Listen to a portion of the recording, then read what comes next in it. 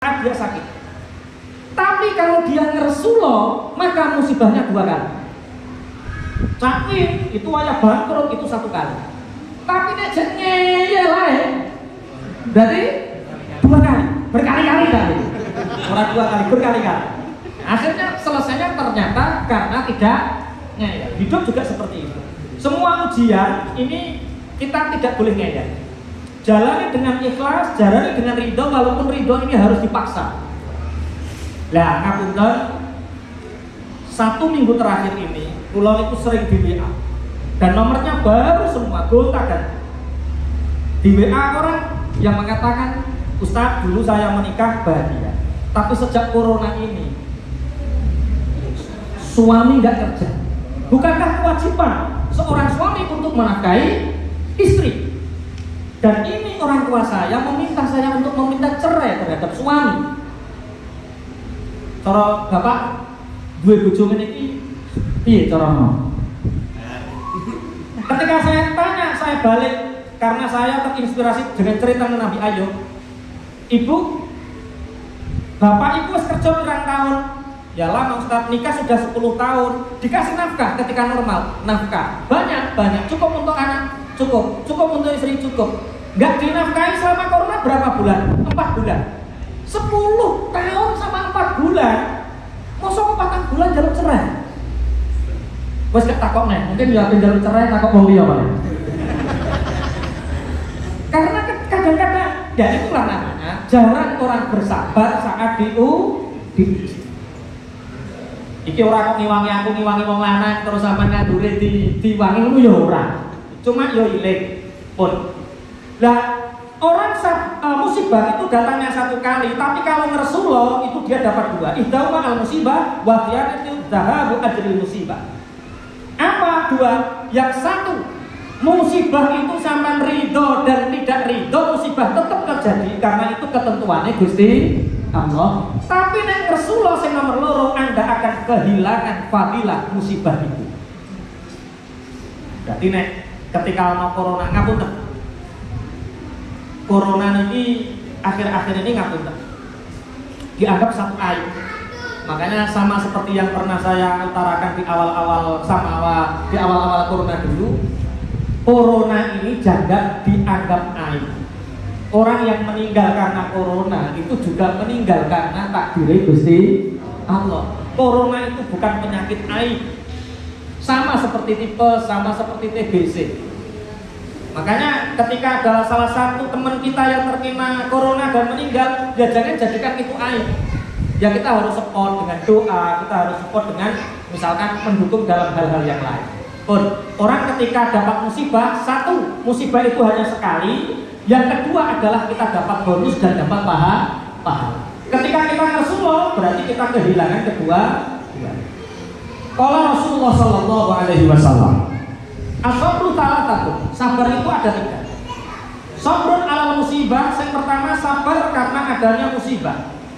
Wa sabrun ala ta'ah, dan yang kedua sabar karena menjalani ta'at. Bapak Ibu, kita sholat itu harus sabar. Walaupun hanya 5 menit, kalau nggak sabar, nggak terjadi sholat 5 menit ini. Ngaji, datang ke masjid dan niat itikaf. Sudah niat itikaf semua ya? Ada yang belum niat itikaf? Jangan-jangan ada yang belum niat itikaf? Coba ditirukan, nawaitul itikafa taqarruban ilallah. Saya berniat itikaf karena mendekatkan diri kepada Allah. Walaupun ora kok nganggo Arab sampean mlebu masjid lek ning atine saya berniat itikaf karena Allah. Apalagi kita di sini 2,5 jam sampai 3 jam harus betul-betul niat apa itikaf. Orang yang itikaf datang ini butuh ketaatan, ini butuh kesabaran. Sholat butuh sabar, baca Quran butuh sabar, puasa butuh sabar, tahajud duha butuh sabar, sedekah butuh sabar. Ternyata taat juga butuh kesabaran. Kalau kita nggak sabar, kita nggak akan pernah bisa taat. Ada yang orang itu pegang Quran saja nggak sabar. Jadi habis sholat langsung ambil Quran, plek, ditutup nih. Kok ya rada males ya? Oh ternyata harus sabar, dipaksa 2 menit, dipaksa 5 menit, dipaksa 10 menit sampai setengah jam 1 juz. Itu kalau nggak sabar kan terjadi. Hari ini kita sudah berapa juz baca Quran? Berapa ayat? Sa'ain itu piro? Lah ternyata sa'ain pun butuh kesabaran.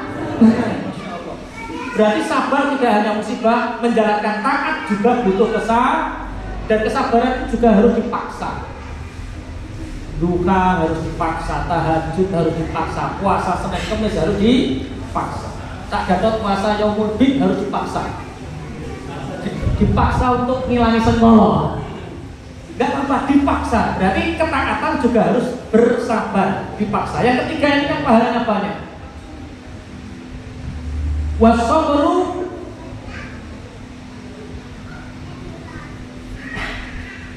wasabrun anil maksiat. Yang ketiga sabar untuk meninggalkan maksiat. Jadi sabar itu ada 3. Yang pertama sabar karena musibah. Yang kedua sabar menjalankan taat. Yang ketiga sabar menghindar dari maksiat. Yang paling sulit adalah yang ketiga. Sampai pahalanya yang paling besar yang mana? Faman sabara ala musibah kataballahu salasa mi'ati darajati ma baina kulli darajataini kama baina samai wal ardh. Barang siapa bersabar ketika diuji oleh Allah dengan musibah, Allah mencatat untuknya 300 derajat.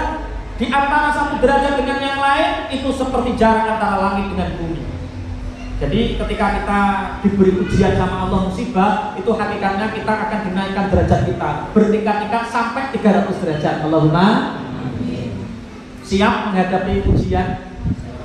Insya Allah. Siap menghadapi musibah? Insya Allah. Tidak hanya siap, harus bersabar. Wa man sabara ala ta'ah katabalahu sittata mi'ati darajatin ma baina darajatini kama baina taqul ardu wal ulya ila tal ardina sab'i. Barang siapa bersabar menjalankan ketaatan kepada Allah, dinaikkan 600 derajat. Dan setiap derajat antara langit yang tertinggi sampai bumi yang terbawah. Jadi sampai melaksanakan sholat dengan diuji berupa musibah, itu pahalanya lebih banyak mana? Taat. Kita bisa ngaji seperti ini dengan diuji sakit, itu lebih banyak mana? Taat. 2 kali lipat. Yang ketiga yang paling banyak waman sabara anil maksiat kata balahu iskami ati darajati ma baina kulli darajatini kama baina arsy ila tarah. Barang siapa yang bersabar untuk tidak melakukan maksiat padahal peluang terbuka, maka Allah memberinya 900 derajat yang di antara setiap derajat jaraknya antara aras dengan tarah. Jadi misalnya kita diuji dengan maksiat, misalnya makanya dalam ceritanya Kang Zen, ceritanya Cak Win, umpama Kang Zen karo Cak Win menikah lagi dulu, sama setuju tuh kira-kira. Dengan kesetiaan istri yang seperti itu, nikah lagi boleh nggak? Ya boleh, boleh, boleh Cak Win. Boleh. Wah, iya. Tapi harus seperti Khadijah, maksudnya seperti itu.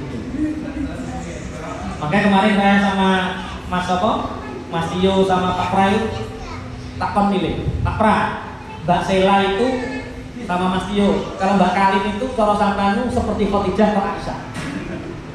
Coba sampean tanyakan di rumah, sampean ingin seperti Khadijah atau Aisyah? Jadi Mas Tio, yo Aisyah kan kuwi hayu.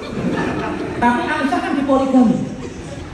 Makanya ketika kemarin istri saya tak tanya, nih, seandainya saya Rasulullah sampean itu Khadijah atau Aisyah? Jawabnya Khadijah. Tegas dia jawab, Khadijah. Kenapa? Karena Rasulullah saat punya istri Khadijah, istrinya hanya 1. Kalau Aisyah punya banyak. Hanya ibu sama Khadijah atau Aisyah? Wah, ingin jadi Khadijah kafe. Ingat tapi istri Anda anggap seperti Khadijah. Oke.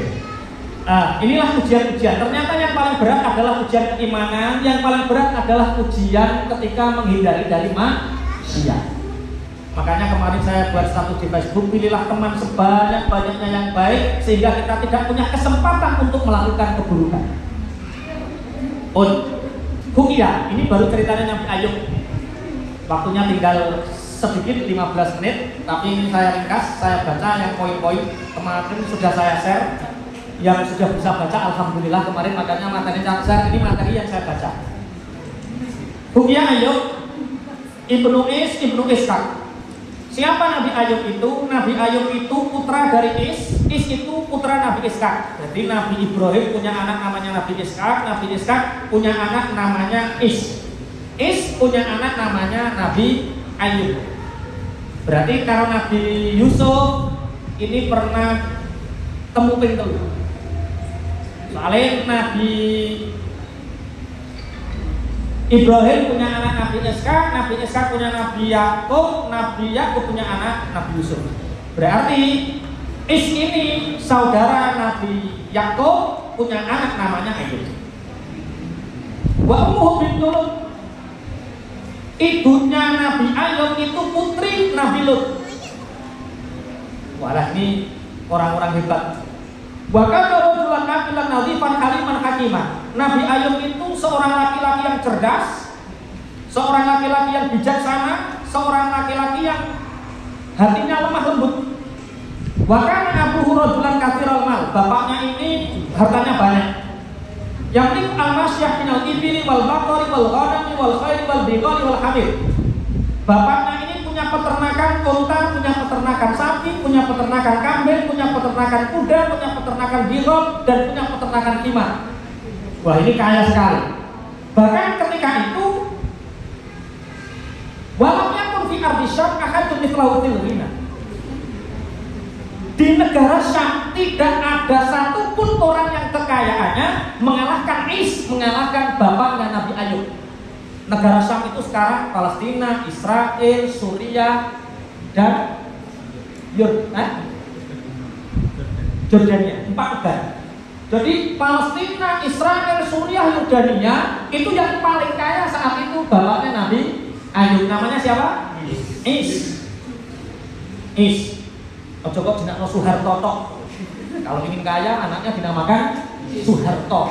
Ini ada orang kaya namanya siapa? Is. Ain Ya So. Kaya sekali. Bukan Ais ya. Aisun. Kemudian falamma mata intaqala jami'u dzalika ila Ayyub alaihi salatu wasalam. Ketika bapaknya meninggal, semua kekayaannya diwaris oleh putranya yang bernama Ayub. Berarti Nabi Ayub itu orang terkaya di Syam kan. Fatazawwaja bi Rahmah bintu Afrayim bintu bin Yusuf. Kemudian Nabi Ayub ini menikah dengan Rahmah. Nah, Rahmah ini siapa? Rahmah ini putri dari Afrayim. Afrayim ini putranya Nabi Yusuf. Berarti Nabi Ayub menikah dengan cucunya Nabi Yusuf. Bayangkan kalau kakeknya tampan, kira-kira cucunya cantik betul. Oh, itu. Ya pantesan oleh putune Nabi Yusuf, orang terkaya di Syam. Terus wa razaqallahu minha 12 batnan fi kulli batnin dzakarin wa untha thumma ba'athahu ila qaumihi wa hum ahlu hawran wa tih. Kemudian Nabi Ayub ini diberi putra, setiap lahir itu kembar laki-laki perempuan, sampai 12. Jadi 6 kali lahir, anaknya 12. Kemarin sudah saya praktekkan, saya wasilah ke Nabi Ayub. Semoga saya itu punya anak kembar laki-laki perempuan, atau perempuan saya nggak apa-apa, tapi yo ora sido kembar. Nganggo mbah Google ya padha wae. Kalau ingin putra kembar, makan singkong sama susu segar. Tuku susu segar karo telok terus apa menyok terus juga kembar gitu. Ini Nabi Ayub setiap lahir putri laki-laki. Kembar. Kemudian Allah menjadikan Nabi Ayub diangkat menjadi nabi. Wa hum ahlu Hauran wa Tih. Nabi Ayub ini bertempat tinggal di Hauran dan Tih. Tih itu tempat meninggalnya Nabi Musa alaihissalam. Wa atahu ta'ala min husnil khuluqi wa rifqi ma lam yukhalifu ahadun bi takdzib al inkari la syarafi wa syarafi abai wa ummahati. Nabi Ayub ini orang kaya, budi pekertinya baik, mudah kasihan, sehingga tidak ada satupun orang di Hauran dan Teh ini mendustakan dan ingkar karena kemuliaannya dan kemuliaan bapak ibunya. Kuat menurut karena Nabi Ayub. Kemudian fasyara'alahum asyara'a wa banalahumul masajid. Kemudian Nabi Ayub menjalankan syariat, peraturan-peraturan untuk umatnya dan membangun masjid. Wa kana lahu mu'awidu yadhabalil fuqara wal masajid wal afyal. Nabi Ayub ini punya jamuan setiap hari. Yang jamuan ini khusus cara sakniki gawe balai desa. Balai desa setiap hari memasak dengan masakan yang banyak di situ, disediakan untuk fakir miskin dan para tamu bebas untuk mengambil makanan di situ. Jadi ketika Nabi Ayub menjadi pemimpin Hauran dan Teh, tidak ada satupun orang yang terlantar karena ada padepokan paseban. Terus di situ ada makanan. Orang setiap hari boleh datang ke situ mengambil. Orang fakir, miskin dan tamu perjalanan mampir ke situ makan gratis.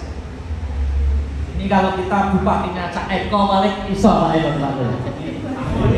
Pak Wong Pak Eko. Pak Wong yang dari Tisone. Ini ya tidak hanya Pak Eko dan Pak Wong. Kita kalau jadi pemimpin insya Allah bisa meniru Nabi Ayub. Ada paseban yang di situ cara seperti dapur umum. Untuk fakir miskin bebas tiap hari ambil makan di sini. Ini cara warganya sampai kira-kira gak tambah masak. Dia nyambut gawe dicelengi makanya di balik desa. Itu mental pengemis gitu Pak. Mental orang sekarang. Disediain di balik desa tambah orang nyambut gawe ini diku celengan, mangan sak anak bojone ning balik desa. Itu mental pengemis. Oh, sedikit tentang Nabi Ayub. Wa kana yatimi kal abi ar-rahim. Nabi Ayub itu bagi anak yatim seperti bapaknya sendiri. Walil arom ini kazau dengan syafi, bagi janda-janda itu seperti suaminya sendiri. Janda tua. Sama mikir janda muda. Bagi janda-janda tua, Nabi Ayub seperti suaminya sendiri. Makanya saat ngisi daftar list 10 itu bingung. Mas Dimas nulis Dimas plus OTW. OTW ini apa wah? Kan Mas Hari plus Habzah kan ya. Ini Mas Dimas plus OTW. Tak tanya tadi. Itu OTW apa? Ojo takok bae. Kalau ojo takok bae ya wis. OTW ojo takok bae. Walidu apa ikal asy al-wadud.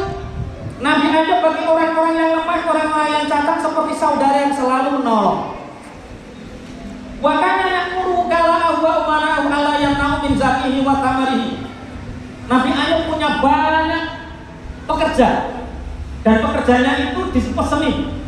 Pekerjaku, semua ladangku, semua kebunku, bagi orang yang ingin mengambil, berikan saja. Jadi kalau ada orang ingin mengambil buahnya Nabi Ayub, tanamannya dibiarkan, jangan dihukum, biarkan saja. Ini cara mendidik karakternya Nabi Ayub kepada masyarakat seperti ini. Kalau di Jawa dulu ada namanya Ratu Sima, Ratu Ade di Jeporo ya, Ratu Sima ya. Itu setiap gang ada emas, dan tidak ada satupun rakyat yang mengambil emas itu karena karakternya kuat. Kalau sekarang kira-kira mau berbalik desa, pojokan, desa tiket emas kira-kira hilang apa mboten? Wah, habis. Ojo. Dan ternyata Ratu Sima ini yang mengambil emas bukan orang Jepara sendiri, bukan rakyatnya sendiri, tapi orang dari luar. Makanya yang paling membahayakan dalam sebuah bangsa adalah ikut campurnya orang luar. Terus ke. Wayakulu. Kemudian wa kana tawasyu fi kulli sanatin naktafi wa lam yakun yafrah bi syai'in min dzalika. Setiap tahun perkebunan Nabi Ayub, peternakan Nabi Ayub ini terus bertumbuh, tambah banyak. Jadi kalau tambah luman itu ora tambah melar, tapi tambah banyak. Sehingga tapi itu tidak membuat bahagia Nabi Ayub. Bayaqulu ilahi hadhihi aqaya kali ibadika fi sidri dunya. Nabi Ayub berdoa, ya Allah, ini semua adalah pemberianmu terhadap hambamu di penjara dunia. Fa kaifa aqayaka fil jannah li ahli karamatika fi dari diafatika. Ini baru pemberianmu di dunia ya Allah. Bagaimana nanti pemberianmu kepada ahli surga karena kemuliaanmu di rumah diafah. Wa ma'a hadza kullahu la yaqulu qalbu an syukri ni'amatihi wa la lisanu an dzikri maula. Nabi Ayub yang begitu kaya, satu kaya di 4 negara ini, hati Nabi Ayub tidak pernah lupa untuk bersyukur kepada Allah, dan lisannya tidak pernah sepi untuk selalu berzikir kepada Allah. Lisan Nabi Ayub terus berzikir, hatinya terus berzikir, memuji Allah. Fahasadahu iblis laknatullah. Akhirnya iblis ini meri, hasud. Jadi nek kok wong meri hasud itu berarti wong itu kecipratan irine iblis. Jadi kalau ada manusia iri, tonggone iso tuku TV atine deg-degan, tonggone iso tuku sepeda motor enek tambah jantungnya tambah banter,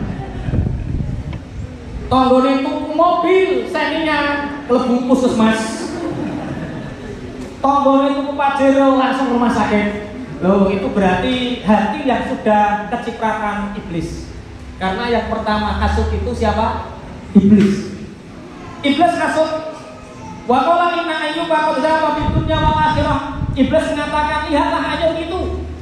Ayub itu menjual akhirat dengan dunianya. Ayub enggak dapat bagian akhirat. Ayub hanya dapat apa? Dunia.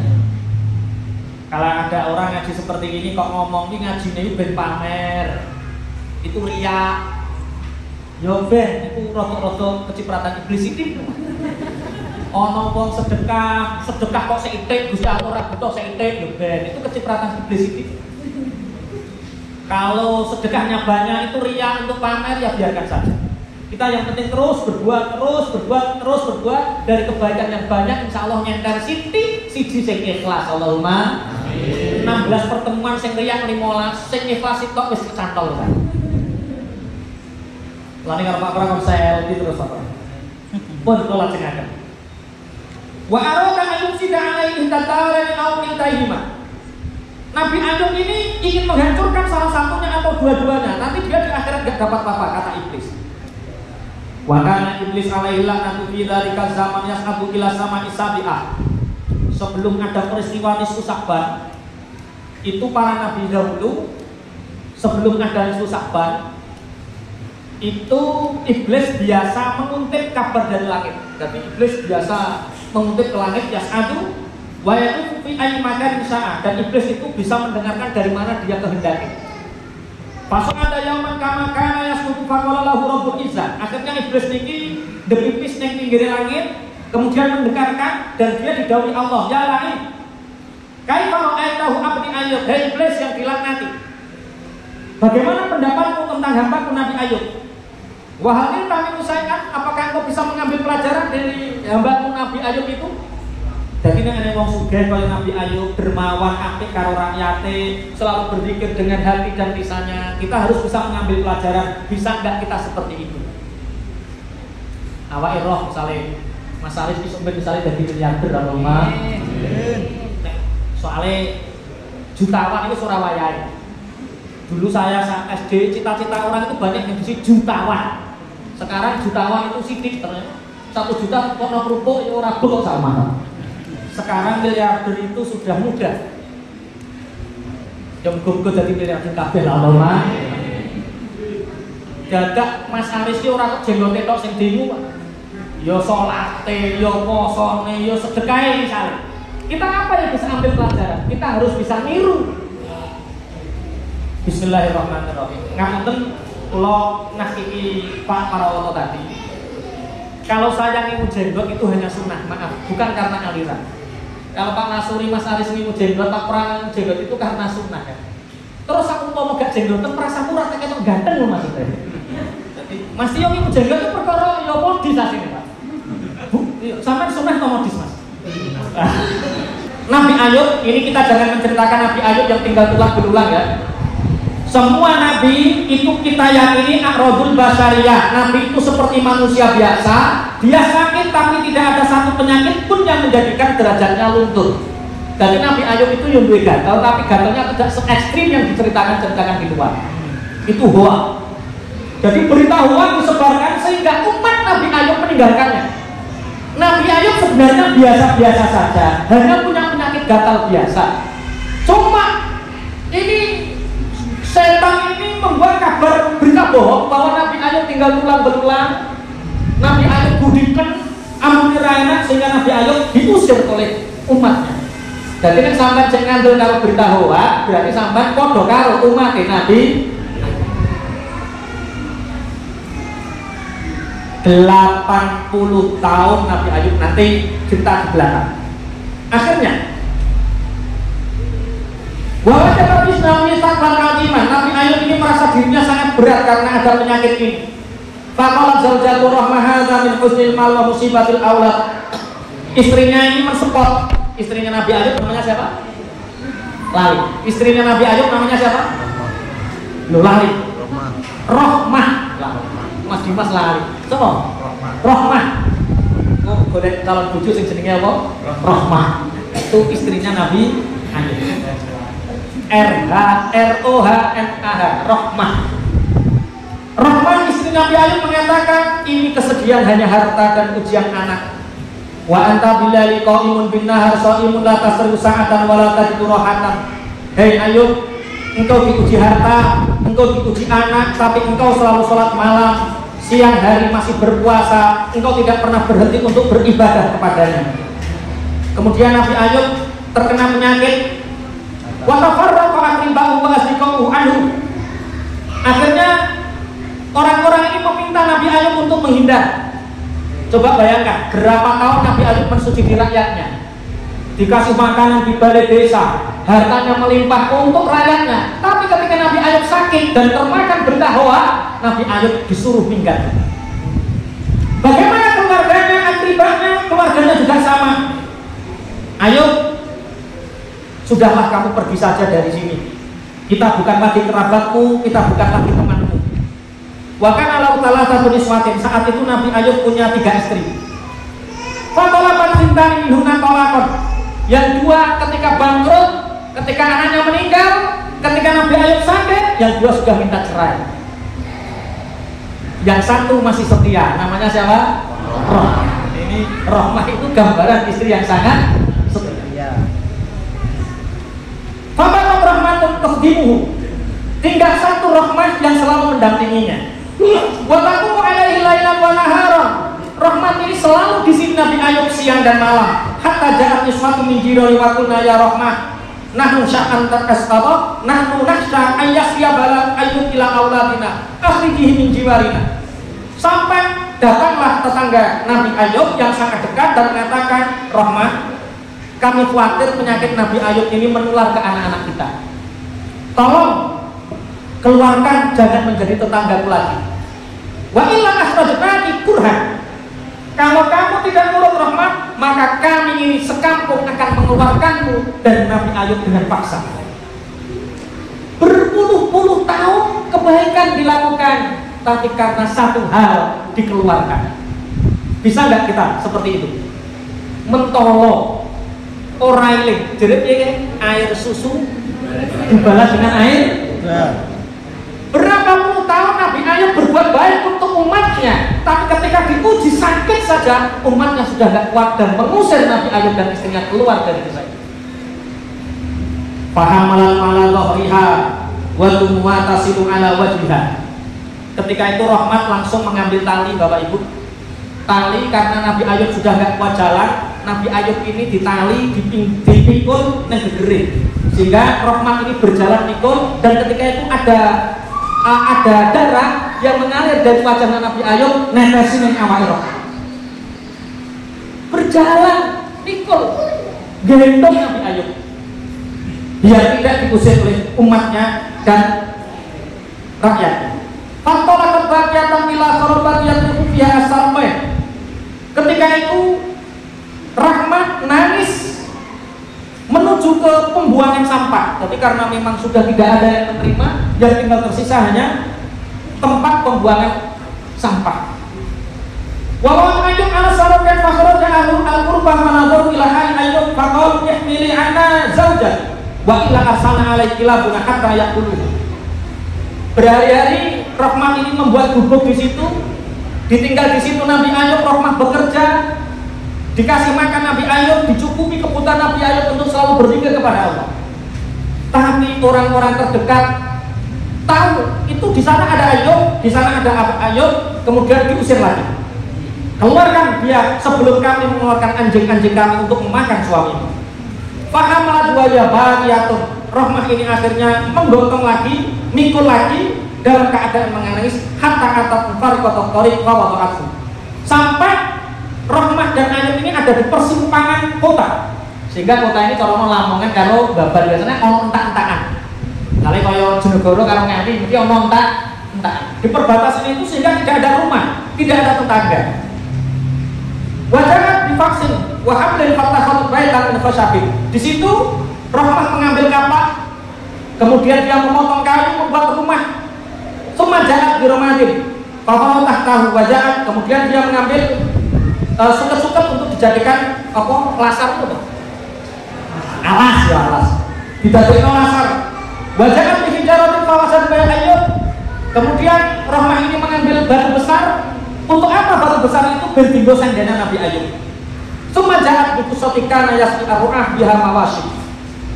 Summa talaqat ilal qaryah. Fa ada Ayub yarji'i ya Rahmah hatta usikain kunti turidina an tadhabi anni wa tud'ihuna. Faqal Rahmat la takhaf ya sayyidi fa inna la atau kama damat ruhi fi jasad. Ini seperti Cak Min tadi ya. Ketika kasihan istrinya itu terus pergi, dia pagi dia pergi kerja, kemudian dibawa pulang, kemudian kalau ketemu sama tetangga disentak, sampai Nabi Ayub itu kasihan sama Rahmah ini. Dia mengatakan, in kunti turidina an tadhabi anni wa tud'ihuna. Kalau sampai kepingin meninggalkanku enggak apa-apa sih, aku ikhlas sih. Bukan karena kasihan, bukan karena sudah enggak senang, enggak cinta. Nek sama wis gak kuat rumah aku gak apa-apa, tinggalkan aku di sini saja, biarkan aku hidup bersama Allah. Apa kata Rahmah? Ya sayyidi la takhaf. Wahai junjunganku, wahai suamiku, jangan khawatir. La antahu kama tumtu ruhi fi jasadi, aku tidak akan pernah meninggalkanmu selama aku masih punya nyawa. Ini perkataan siapa? Rahmah. Gak usah khawatir mas, aku tidak akan pernah meninggalkanmu selama aku masih punya nyawa. Coba kalau kita punya istri seperti ini, bojone sampean kira-kira kaya iki enggak? Yo, kita nggak akan pernah bisa punya seperti istri seperti Rahmah karena kita bukan Nabi. Ayo, Nabi Ayub diberi istri seperti itu ya maklum, dia orangnya seperti itu, masya Allah. Akhirnya, Faqala kamilal qarya wa kana ta'malu kullayaw bi kasratil khamsin wa tutimu Ayub. Setiap hari Rahmah ini bekerja untuk menghaluskan roti, jadi kerja di perusahaan roti, kemudian memberi makan Ayub. Hatta imamatil kafir qaryah anha ra'atu Ayub falam yat'amuha. Sehingga suatu saat orang-orang tetangga kampung sebelah tahu ini Rahmah yang cantik ini ternyata istri Nabi Ayub. Tolong jangan kasih pekerjaan. Jadi masya Allah Nabi Ayub sudah diusir, kemudian istrinya juga diembargo. Jadi istri Nabi Ayub, Rahmah tidak dikasih apa? Pekerjaan. Faqalu tanahi anna fa inna nastaqdiru minka. Fabakat Rahmat. Maaf Rahmat, perusahaan roti ini setelah mengetahui engkau istri Nabi Ayub, kami takut perusahaan roti ini tidak laku karena terkenal Nabi Ayub punya penyakit. Padahal penyakit ini penyakit hoa. Jadi ternyata hoa itu lebih membahayakan. Akhirnya Fabakat Rahmat, akhirnya Rahmat ini menangis. Wa qalat ya Rabb, taro halikat dawat bil ard, wan nasu qad qadaruni fid dunya, wa la taqdiruna anta ya Rabbi bil akhirah. Rahmat ini menangis, ya Tuhanku, engkau melihat bagaimana keadaanku. Sungguh bumi ini terasa sempit bagiku dan semua manusia menghindar dari kami di dunia. Semoga engkau menjadikan aku dan engkau ya Rabb, semoga engkau tidak corono pengiran mugi panjenengan mboten jemberen kalih kula. Piye bahasa Indonesia sing penak? Ya Allah, mugi panjenengan mboten jemberen kalih kula teng akhirat. Wong sak donya ben padha jemberen gak apa-apa, sing penting jenengan mboten jemberen kalih kula. Niki dongane Nabi, dongane sinten? Rahmah. Semua orang menolak kami di dunia, semoga engkau tidak menolak kami di akhirat ya Allah. Tuman tolak ilang ra'atin khobas faqalat. Akhirnya Rohmah ini pergi ke istri juragan roti ini. Inna habibi Ayub ja'in, ini suamiku sudah lapar, tolong berikan kami roti. Biarkan aku bekerja di sini. Tidak, kata. Kalau kamu mau bekerja di sini boleh, tapi satu syarat, tidak ada orang yang tahu. Dua, berikan kami sehelai apa? Jadi Nabi Ayub itu bojone ono 12 gelungan rambutnya. Dan gelungan ini gelungan terindah yang sangat dicintai Nabi Ayub. Rambut itu kan ono 12 gelungan. Tolong berikan kami satu gelungan, kamu saya kasih roti. Jadi menjual apa? Rambut. Bayangkan saja, ini rambutnya keturunan Nabi Yusuf.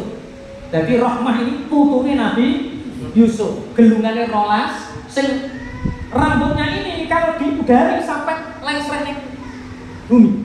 Saking indahnya. Sehingga perempuan bos roti ini tertarik ingin jawab ning ngono sampe tak kayak roti tapi kayak gelungan rambut satu. Akhirnya gelungan ini dikasihkan, akhirnya dikasih roti.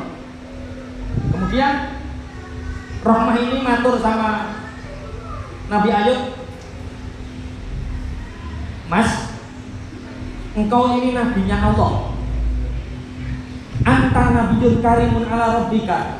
Lala da'auka Allah ta'ala ayyusiyaka faqala lah Ayub alaihissalam kam kanat muddatur rafa qala taman nasanaka faqala ini astaghfiru minallah an ad'uhu wa ma balagat mundu balai muddatur rafa. Mas, sampai kira nabinya Allah ya Dik, Rasulnya Allah ya Dik. Kita sudah 18 tahun Mas kita sakit. Sampai sakit, kenapa enggak minta sembuh saja Mas? Sampai satu kali minta sembuh langsung disembuhkan sama Allah. Kenapa enggak minta sembuh? Nabi Ayub menjawab, aku malu sama Allah. Kita diberi kekayaan dulu berapa, kesehatan dulu berapa tahun? 80 tahun. Kita 80 tahun diberi keluasan rizki, diberi kekayaan, diberi kesehatan. Kita baru dikasih penyakit 18 tahun. Masa minta sembuh, saya malu deh. Akhirnya sampai Nabi Ayub mengatakan, Rabbi ani masyana dhurru wa anta arhamur rahim. Ya Allah, sungguh ad-dhur telah melandaku dan engkau maha pengasih. Tidak minta sembuh, tapi sama Allah disembuhkan. Sejak saat itu kemudian Nabi Ayub disembuhkan. Dan ditanya, gelungan rambutnya mau ditanya, mana gelungan rambutmu? Saya jual. Marah Nabi Ayub. Demi Allah, kalau saya nanti sembuh, kamu akan saya kisos, kamu akan saya cut sesuai dengan jumlah rambutmu. Aku akan memukulmu. Ya ayo, dari rumah tangga 18 tahun, atur rambut tutup roti karo dhewe, ngono ijek mreng. Iku ono sanate lah.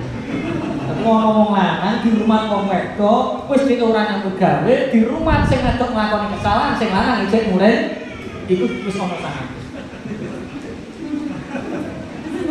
Saran untuk apa? Sing wedok kaya Rohmah apa ora ngono maksud. Akhirnya betul diberi sembuh oleh Allah. Seorang nabi itu pantang berdusta. Makanya ini kasihan ini, bagaimana istrinya ini rambutnya kan banyak, dipukul ini bisa mati. Akhirnya kemudian minta petunjuk sama Allah, ya Allah, aku telah bernazar kalau aku sembuh, aku akan memukul istriku sejumlah rambut. Akhirnya Allah menurunkan ayat, wa hujjaka bi'tafaqir bihi walatak. Hitung semua rambutnya jumlahnya berapa, kemudian ambil corono kayak ini carang cilik-cilik sapu lidi, jumlahnya berapa, kumpulkan jadi satu, pukul sekali sudah menggugurkan kisosmu untuk istrimu. Langsung kewabeh lidine itu dawa, terus dipukul satu kali jebret, maka kisosnya sudah selesai. Kemudian Nabi Ayub diberi oleh Allah keleluasaan rezeki sama seperti yang awal. Kemudian istrinya juga dikasih anak sebagaimana anak yang awal. Begitulah ketika ujian datang, kita masih bisa bersabar, maka kesabaran itu akan menambah kebahagiaan kita. Allahumma amin. Ini satu cerita sedikit tentang bagaimana perjalanan rumah tangga Nabi Ayub dan Rohmah. Ternyata Nabi Ayub punya 3 istri dan 2 lepas. Yang lepas ini bukan istri yang pertama, tapi istri kedua dan ketiganya. Bojo itu ra kaya bojo sing pertama. Mulane. Angel. Makanya jadi khotijah saja ya. Oke, mungkin ini Masya Allah Pak Pram tinggal 10 menit Pak Pram. Ceritanya mungkin kebanyakan ya ini ya. Tapi insya Allah semoga mencerahkan. Monggo Pak Pram. Terima kasih Ustaz Wahab. Semoga ada banyak insight yang kita terima, wawasan baru. Mohon kertas yang sudah diberi bagi yang belum dapat karena mungkin kehabisannya tadi fotokopi 100 lembar sebenarnya. Kalau nggak dapat berarti jumlahnya yang datang lebih dari 100. Tuh. Atau di belakang mungkin Mas Arif yang masih lebih dikasihkan. Barusan ada pertanyaan, ada 5 menit. Ini pertanyaan. Enggak. Nanti kalau ada pertanyaan saya pilihkan. Iya. Ya, atau silakan teman-teman saya kasih waktu untuk menulis itu. Yang pertama di pojok kanan atas itu ada sudah bergabung di grup kajian Syahrul. Kalau sudah tulis sudah, kalau belum ditulis belum. Sehingga nanti saya bisa memasukkan atau nanti jadi saya. Kemudian nama lengkap dan seterusnya. Nomor 9, poin nomor 9 sangat kami harapkan diisi biar kami tahu kebutuhannya yang diinginkan. Semoga Allah memampukan kami panitia dan dengan guru kami Sabda untuk memberikan ya. Yang perempuan bisa di mama kali atau mama lilin untuk ngambil yang sudah. Kemudian Mas Dimas atau Mas Kim dibantu yang sudah diisi. Kemudian yang nomor 10 tolong juga diisi kalau tidak ada yang boleh dikosong ini demi ke. Yang nomor 11 kalau tidak ada ya tidak apa-apa. Nomor 12 teman-teman tolong yang nomor 12 diisi.